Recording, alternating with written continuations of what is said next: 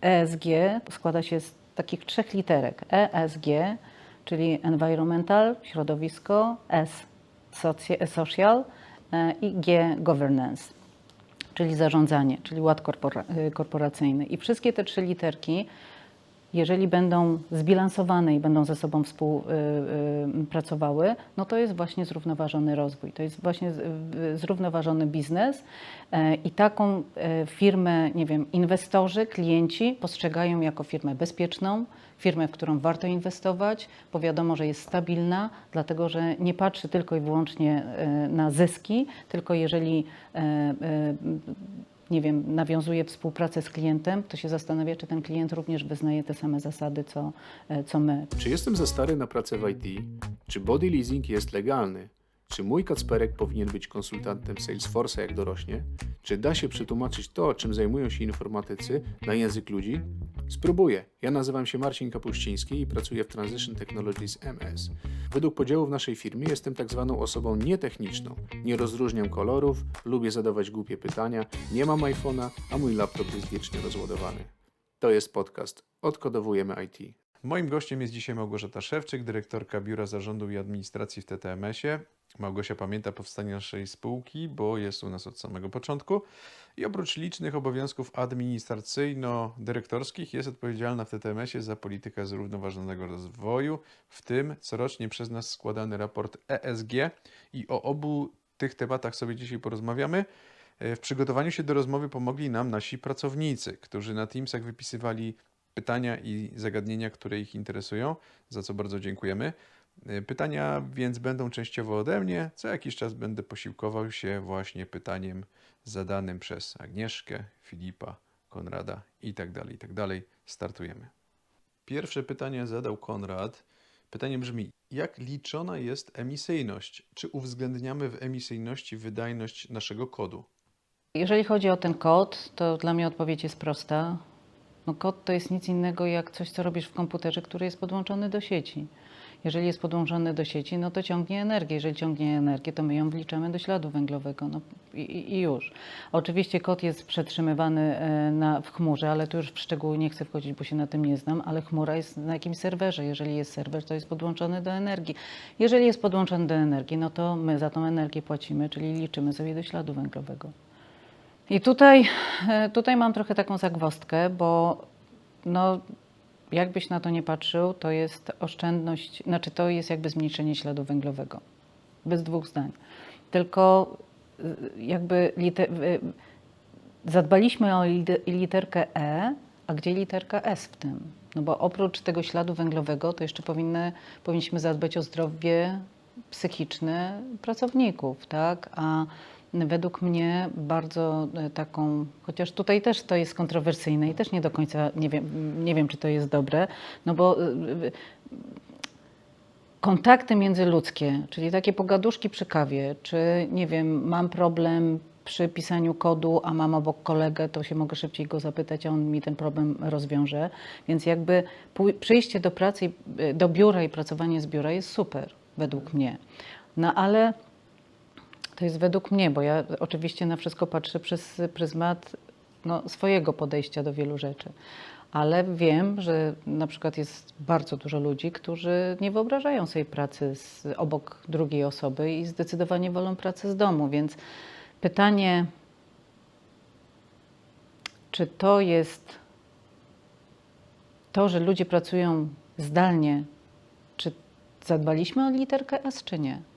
Jak przeanalizujesz ilość osób, które korzysta z poradni internetowej i z usług psychologa, to też daje do myślenia, czy ta praca zdalna to jest na pewno dobrym rozwiązaniem i czy oby na pewno, znaczy to, że zaspokajamy potrzeby naszych pracowników, umożliwiając im korzystanie z poradni internetowej, to jest super, bo to jest właśnie zadbanie o to, żeby stan ich zdrowia psychicznego był zadowalający dla nich, no bo jeżeli będzie zadowalający, to będą bardziej efektywni w pracy. No, to jest jakby połączone jedno z drugim.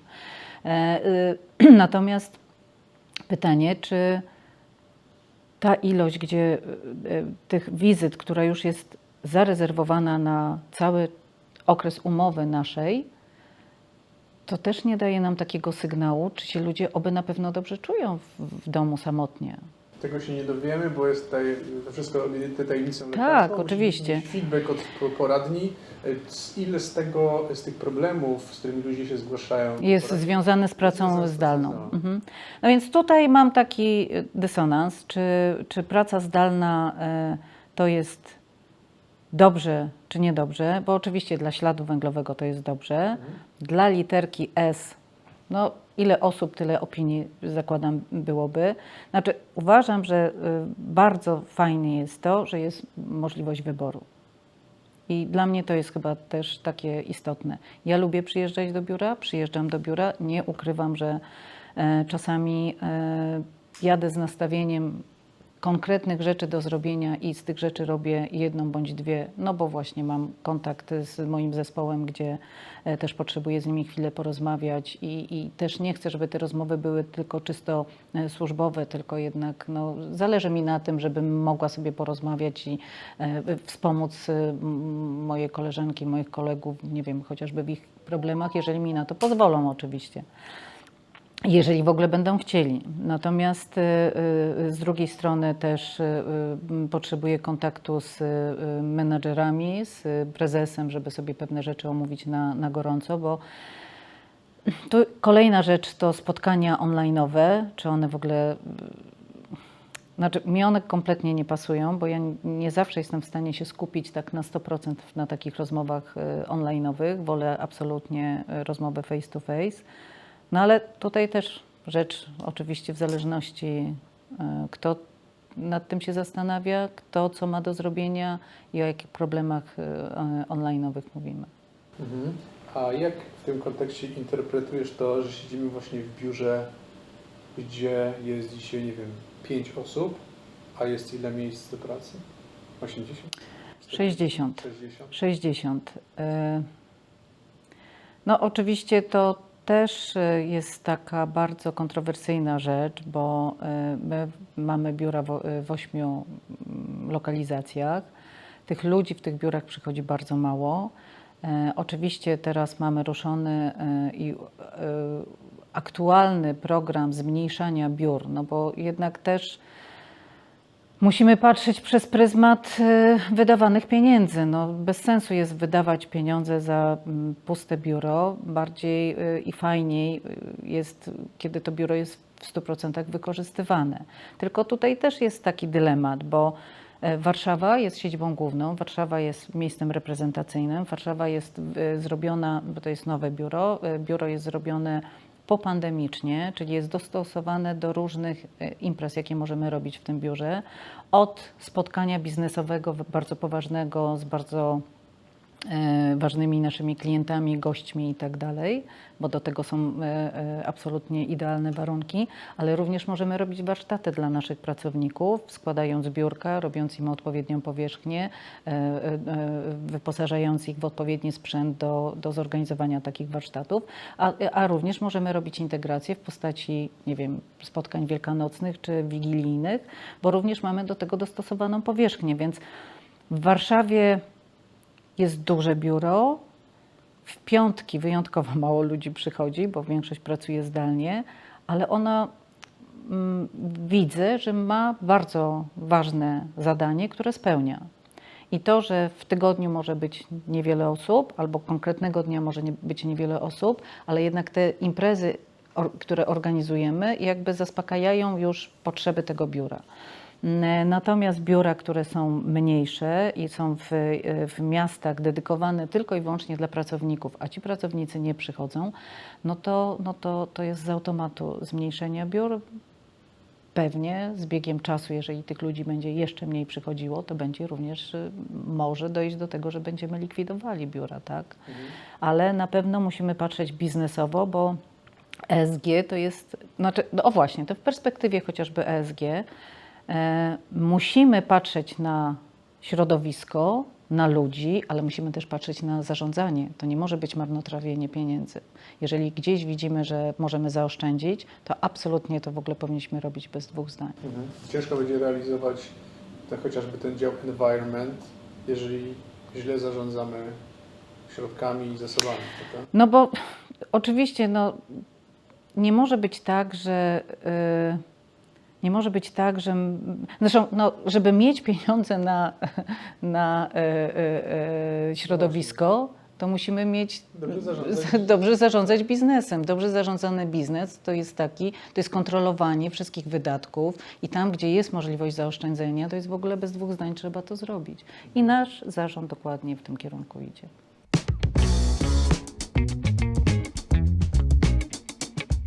Tutaj właśnie płynnie przechodzimy do ESG, do tego raportowania ESG, gdzie teraz bardzo dużo się o tym mówi, dokładnie tak samo jak o AI. Ja takie odnoszę wrażenie. A tak naprawdę nie wszyscy wiedzą, o co chodzi. No też dlatego, że raportowanie ESG jest obowiązkowe dopiero od zeszłego roku. Od 1 stycznia 2023 za 2024, znaczy w 2025 po raz pierwszy za 2024 będą firmy raportowały już według nowej dyrektywy. Tak, tu trzeba ale podkreślić, tylko te, że myśmy które... to robili wcześniej, zanim to jeszcze było obowiązkowe. W jakimś tam poczuciu odpowiedzialności tak. za transparentność naszych Tak. działań niefinansowych. Dokładnie, dokładnie. Robiliśmy to, bo mieliśmy taką potrzebę, no właśnie pokazania naszym klientom, że jesteśmy transparentni, jeżeli chodzi o zarządzanie, że mamy, nie wiem, kodeks etyczny, w którym jest napisane, w jaki sposób podchodzimy do biznesu. I to też dało taki sygnał naszym klientom, że jesteśmy odpowiedzialną firmą, tak? Bo odpowiedzialnie staramy się podejść do środowiska, odpowiedzialnie do pracowników i odpowiedzialnie do zarządzania.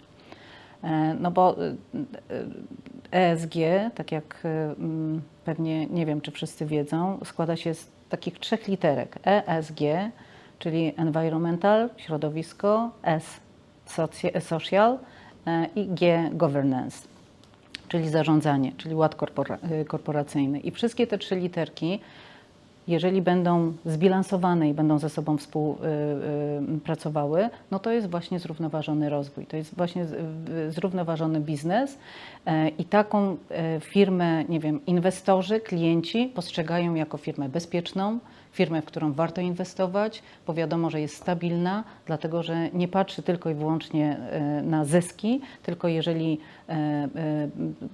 nie wiem, nawiązuje współpracę z klientem, to się zastanawia, czy ten klient również wyznaje te same zasady, co my, czyli podchodzi bardzo otwarcie do poszanowania środowiska, poszanowania naszej planety, poszanowania pracownika, czyli jego równouprawnienia, nie wiem, różnorodności i postrzega bardzo odpowiedzialnie, znaczy podejście odpowiedzialne do biznesu. Na ile inwestor czy osoba zainteresowana przejrzeniem takiego raportu może tak naprawdę sprawdzić i prześwietlić no, wiarygodność spółki, która taki raport publikuje? No bo wiadomo, że papier wszystko przyjmie. Na ile to można zweryfikować? Na ile to są wszystko kwestie mierzalne?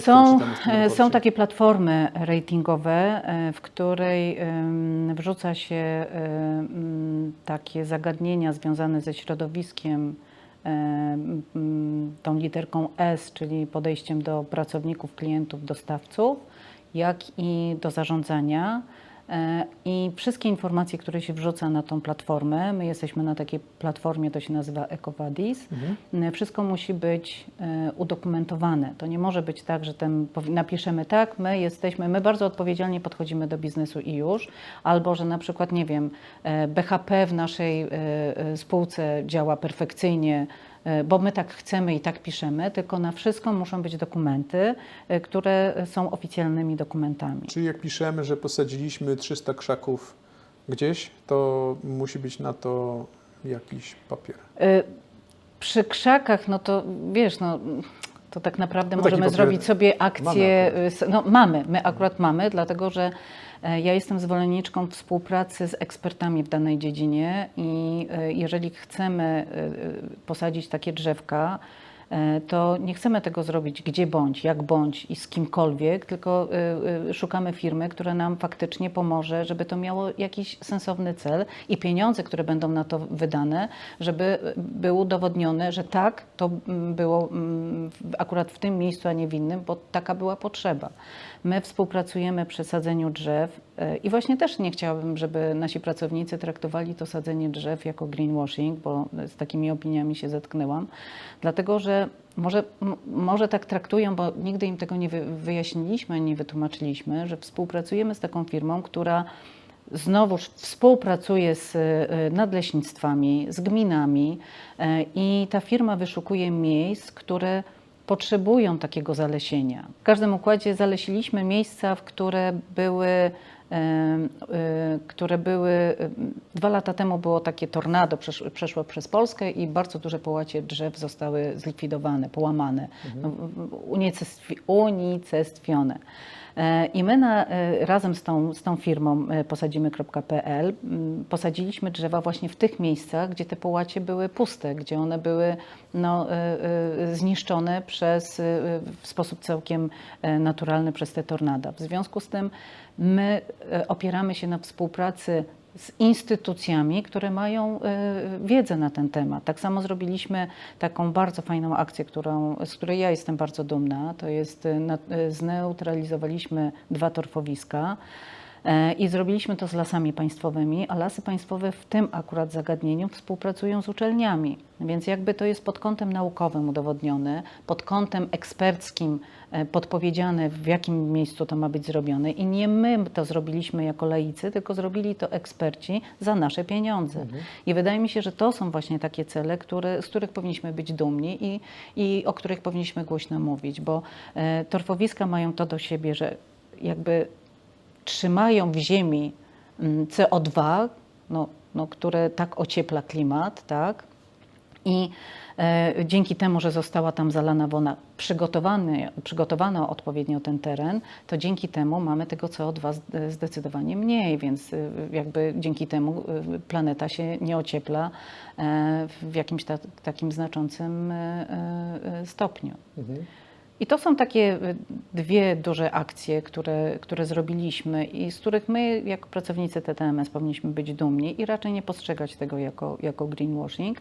Zrobiliśmy jeszcze jedną bardzo fajną akcję, aczkolwiek to było takie trochę ciężkie, aczkolwiek znaczy z jednej strony łatwe do zrealizowania, ale z drugiej strony współpraca z urzędami nie zawsze jest taka łatwa i taka prosta, jakby nam się wydawało, bo jednak państwowe urzędy troszkę wolniej działają niż prywatni przedsiębiorcy, ale też wiadomo, że duże miasta, to jest betonoza. Mamy tyle betonu, że to ociepla niesamowicie klimat. I w jednym z naszych raportów chwaliliśmy się tym, że chcemy te wyspy ciepła, bo miasta postrzegamy jako wyspy ciepła, trochę oziębić, czyli robić nasadzenia. Zrobiliśmy takie nasadzenia w Warszawie przy naszym starym biurze. Sprawdziłam, hortensje tam rosną. Sam jeszcze mam zakwasy po tym.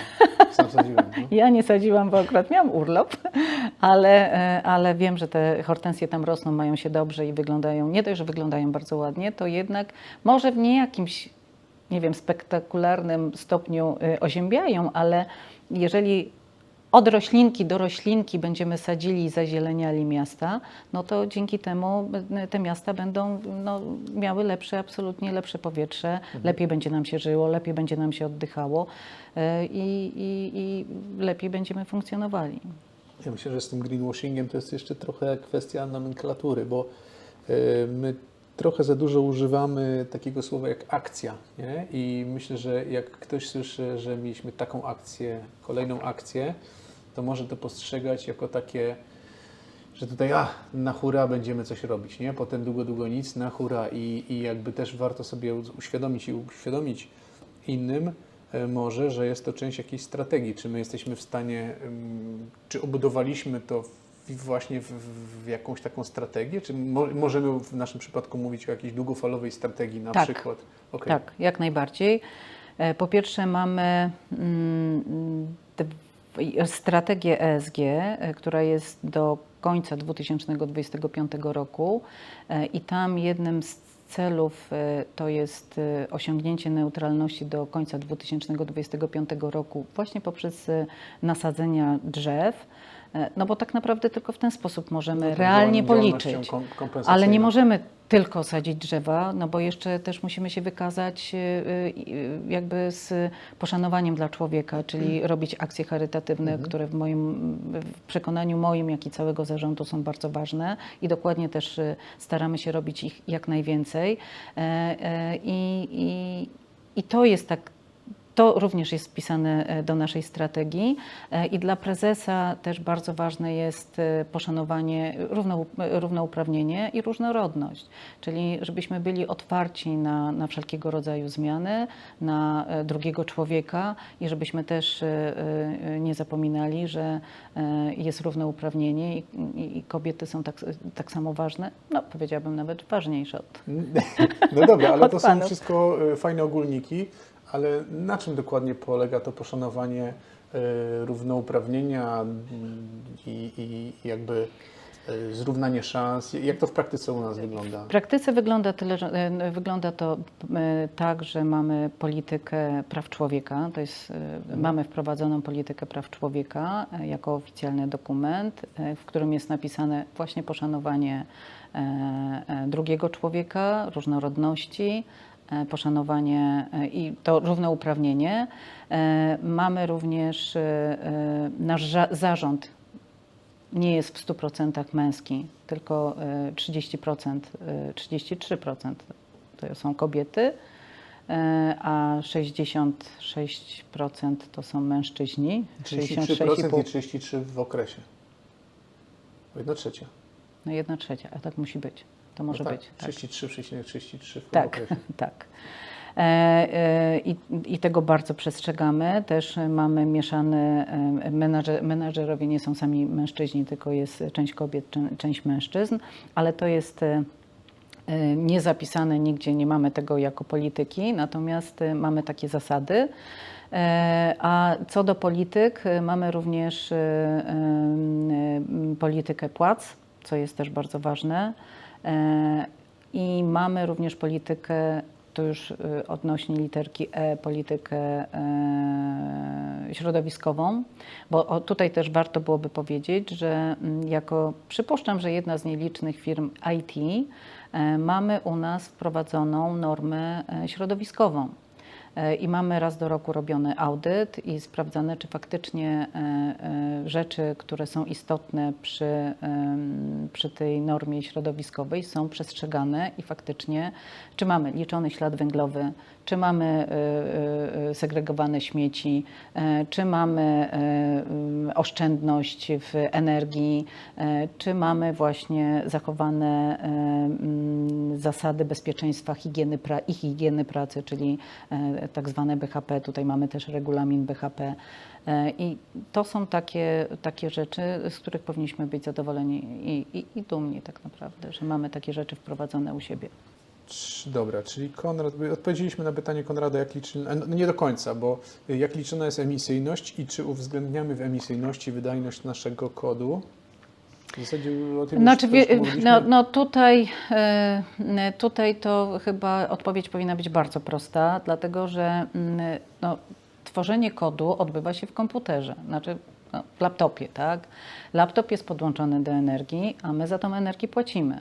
A tą energię mamy wliczoną do śladu węglowego, a liczymy ślad węglowy, więc i go neutralizujemy. Więc tutaj chyba odpowiedź jest prosta. No dobra, ale na przykład ja pracuję na B2B i płacę za prąd. Ja. No to Też może inaczej. To, że pracuję na B2B, to akurat nie ma znaczenia. Pracuję z domu. O.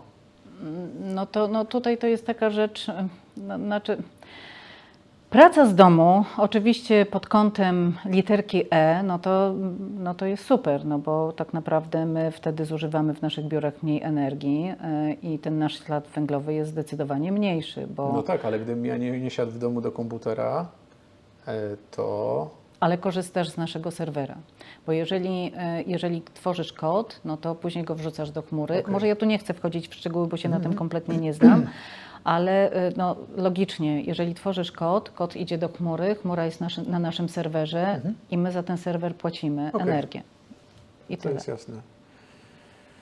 Filip pyta, jak duży wpływ na środowisko ma przejście na pełne WFH.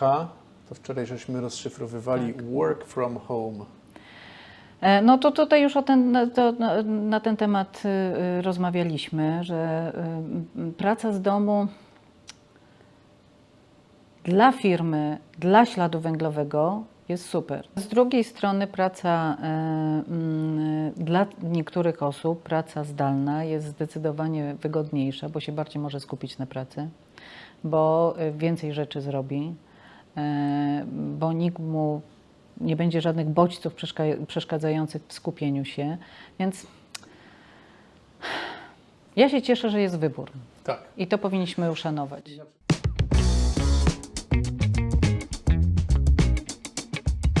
Od kilku lat nie tylko sama dziedzina, powiedzmy, ESG się rozwija i odpowiedzialność firm w kierunku polityki ESG również ewoluuje, to jeszcze powstał cały temat, cały rynek szkoleń w kierunku ESG. I Ty takie szkolenie w formie wręcz studiów ostatnio przeszłaś. Powiesz 2 słowa o tym? Jak to wyglądało i w ogóle czy warto szkolić się w tym kierunku? Według mnie jak najbardziej. Znaczy w ogóle wszystkie szkolenia są fajne. To nie ulega wątpliwości, bo czym więcej będziemy wiedzieli na dany temat, tym lepiej będziemy pracowali bardziej efektywnie, bo najgorzej to jest pracować po omacku. Co mi dały te studia? Studia mi dały pogłębienie wiedzy, jak powinniśmy podchodzić do ESG, co jest w tym ESG bardzo ważne i że tak naprawdę to ESG to jest jakby elementem szerszego podejścia takiego zrównoważonego biznesu, zrównoważonego rozwoju. I to jest elementem takim bardzo ważnym, a te studia były też bardzo istotne, ponieważ dosyć dużo zmieniło się w tym raportowaniu niefinansowym, a mianowicie weszła całkiem nowa dyrektywa i weszły nowe standardy, które usystematyzowały pewne tematy, szczególnie związane właśnie z tymi 3 literkami, czyli środowisko, ludzie i zarządzanie firmami. Na całe szczęście, bo Na całe szczęście, ale po omacku robiliśmy. Tak, robiliśmy całkowicie po omacku i tak naprawdę Nie było żadnych wytycznych też, to nie jest nasza jakby tutaj wina. Znaczy nie, no były wytyczne, bo była dyrektywa do tego, ale tam było napisane, że możesz, ale nie musisz. Tak. Były pewne elementy, które raport musiał zawierać, natomiast o niektórych rzeczach można było pisać, a o niektórych można było nie pisać. Natomiast teraz nowa dyrektywa i nowe standardy powodują, że wszystkie raporty będą w tym samym formacie, będą tak samo publikowane i będą zawierały te same tematy, więc dla takiego inwestora wzięcie sobie raportu kilku firm z jednego obszaru daje mu wyraźny obraz, czy te wszystkie informacje faktycznie są dobrze prowadzone. Poza tym nie będzie musiał za każdym razem szukać w tym raporcie, tylko to będzie zagłębiać się. dokładnie. I to jest też to, co powiedziałam wcześniej o ratingu, że też musimy te raporty wrzucać na platformy takie ratingowe, musimy je tagować. W związku z powyższym to też wszystko daje takie podejście już bardzo poukładane i co jest taką największą zmianą, jaka nastąpiła w tym ESG, to jest potraktowanie tego raportu niefinansowego jako część sprawozdania finansowego, czyli tak jak sprawozdanie finansowe składa się z części finansowej, z części działalności, sprawozdanie z działalności zarządu, tak teraz trzecim elementem będzie sprawozdanie niefinansowe. To się tak do końca nie nazywa raport ESG, tylko to jest właśnie sprawozdanie niefinansowe i będzie miało taką samą wagę jak sprawozdanie finansowe. Będzie trzeba je robić do odpowiedniego czasu, czyli do końca czerwca kolejnego roku. I co najważniejsze, będzie audytowane, czyli te wszystkie informacje, które będą tam podane, one muszą być mierzone, one muszą mieć zastosowane wszelkie wskaźniki, które wynikają z tej nowej dyrektywy CSRD, a dokładnie z SRS-ów, czyli tej standaryzacji potraktowania, może nie potraktowania, ale ze standaryzacji z dyrektywy. Mhm. Nawet nie dyrektywy, tylko ze standaryzacji aktu delegowanego. No, wszystko jedno. Straciłaś mnie 20 sekund temu. Tak, dokładnie.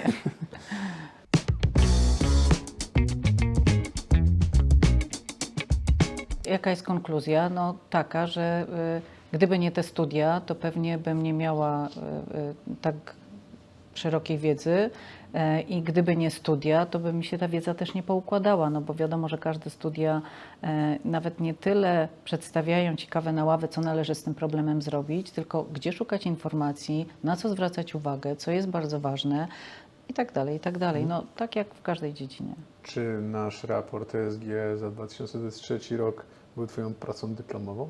Nie. Nie. Nie był moją pracą dyplomową. Ja sobie do przeglądu wzięłam spółkę z naszej grupy kapitałowej, ale nie będę mówiła, którą. Chociaż nie wiem, czy mogę, czy nie mogę. Zaczyna się na T. Zaczyna się na te, właśnie.